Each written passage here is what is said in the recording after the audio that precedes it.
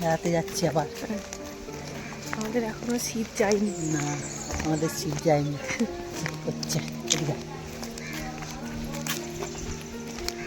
আবার ঘুরু ঘুরু, আবার ঘুরু ঘুরু।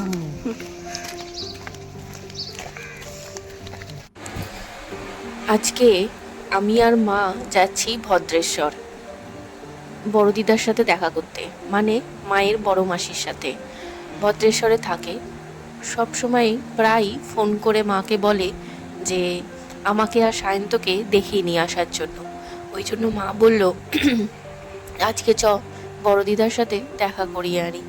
আর সায়ন্ত তো মেমারি গেছে, তোমাদের তো আগের ব্লগেই বললাম।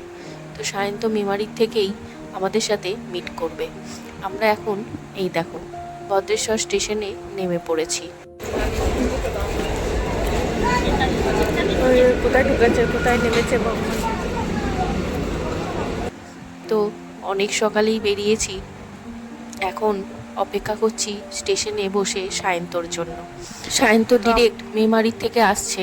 তো এই যে দেখো ট্রেনের মধ্যে ওকে দেখা যাচ্ছে, আমি ওই কারণেই ভিডিওটা করছিলাম। যাই হোক, তো ওকে বলে দিয়েছিলাম যে আমরা ভদ্রেশ্বরে ওয়েট করব, তুমি মেমারি থেকে ডিরেক্ট চলে আসবে।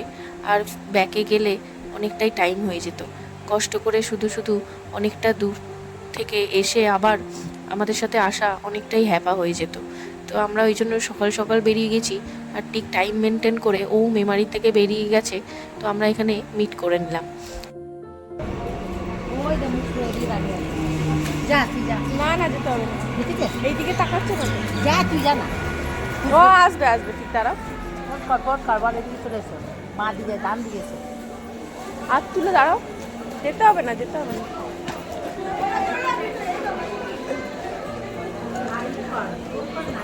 ও নিজেই ফোন করবে, দেন।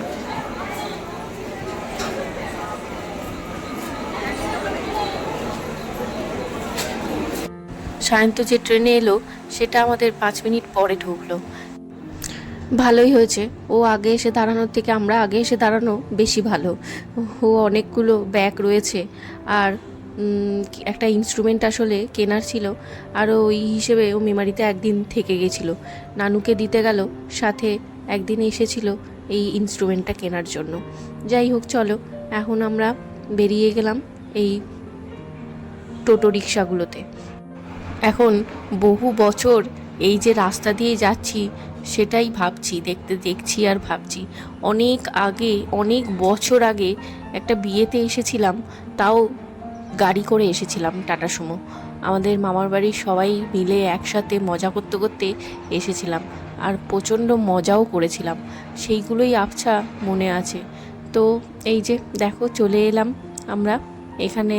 ওই যে দাদু অলরেডি ঘোরাফেরাও করছিল, ছোট দাদু মানে আমার মায়ের ছোট মামা। জায়গাটা ভালো, শান্ত বেশ, কিন্তু এত শান্ত পরিবেশ গ্রামের বাড়ির মতো। দেখো পুরো গ্রামের বাড়ি।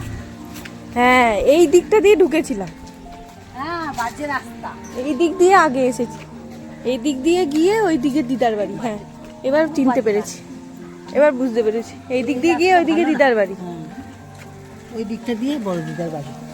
এবার বুঝতে পেরেছি, এইখানটা দিয়ে এসেছিলাম। এইখানটা সেই বিয়ে হয়েছিল। হ্যাঁ হ্যাঁ, এখানেই তো পুরোটা প্যান্ডেল করেছিল, একটা মন্দির করছিল না, ওই তো মন্দির তখন করছিল নতুন করে।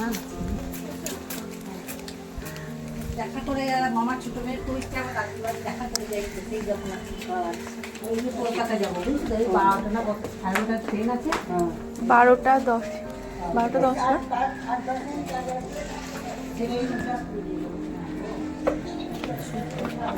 চলো ভেতরে যে, চলো চলো ভেতরে। আর ও এগিয়ে গেল, তোমরা ও আচ্ছা আচ্ছা, বসো। হ্যাঁ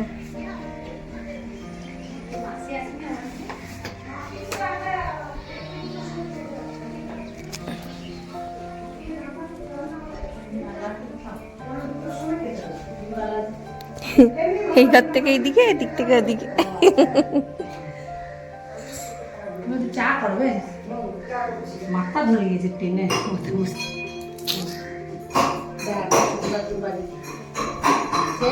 আমরা হাতে বেশিক্ষণ সময় নিয়ে আসিনি, এসেছি সামান্য কিছু সময়ের জন্য বড় দিদার সাথে দেখা করতে, আর এখন সেখানেই যাচ্ছি।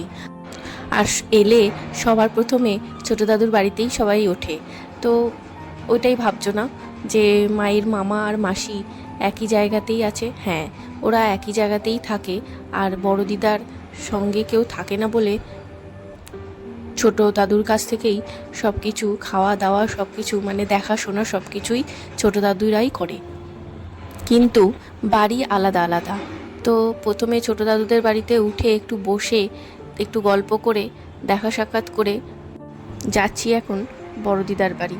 সেই রাস্তা সেই জায়গা বেশ ভালো লাগছে আসতে, মানে অনেক দিন পর সেই দিনকার ঘটনাগুলো আর সব কিছু স্মৃতিগুলো মনে পড়ছে। আমরা যেমন নতুন বই পেলে সুন্দর সুন্দর গল্পগুলো একটার পর একটা পাতাগুলো নতুন বইয়ের খুলতে থাকি, ঠিক স্মৃতিগুলোও সেই রকম। আস্তে আস্তে সেই পুরনো জায়গায় এলে স্মৃতিগুলো একটু একটু করে চোখের মধ্যে ভেসে ওঠে, আর মনটা আনন্দে ভরে যাচ্ছে। আজকে ঠিক সেরকমই আমার মনের ভেতর সত্যিই খুব আনন্দ হচ্ছে যে বড় দিদার সাথে বহু বছর পর দেখা হবে। আমার অনেক দিনের ইচ্ছে ছিল বড় দিদার সাথে দেখা করতে আসার, খালি মা আসলেই বলে বড় দিদা তোদেরকে দেখতে চেয়েছে। আজ সেই অপেক্ষার অবসান।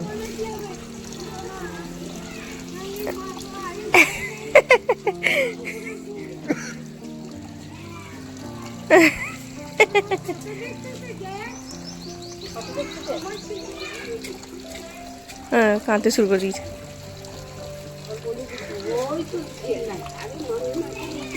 মা 11:36 ট্রেন আছে জানো। চলো চলো চলো। আমি কবে থেকে ভাবছি আচ্ছা দেখো ন্যাংরা বুড়ি আমার বিন্দু কতই না আনন্দ পেয়েছে মানুষটা।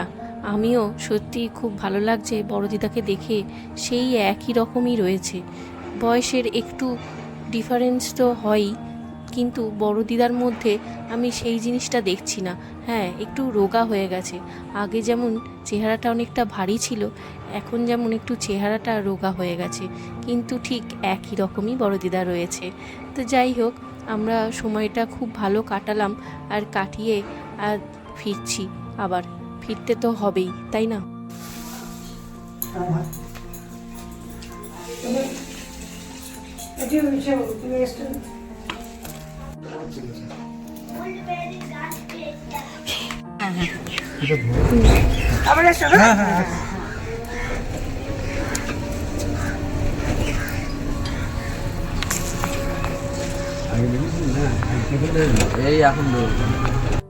আবার কি, এবার ফেরার পালা। দাদুও সঙ্গে আমাদের সঙ্গ দিয়েছে। দাদু একটু বাজারে যাবে, ওই জন্য আমাদের সঙ্গেই টোটো করে দিয়ে একসাথেই স্টেশনে যাচ্ছে। এটা আমার বাবার দেন কত দাদু সায়ন তো উকি মেরে দেখছে, আবার সায়ন তো উকি মেরে দেখছে দাদু এসছে। না, ব্যান্ডেল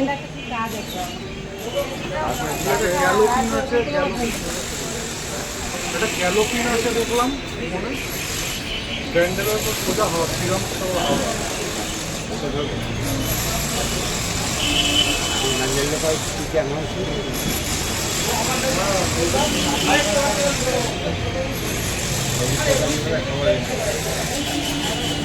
হাঁপিয়ে গেছে, হাঁপাচ্ছে।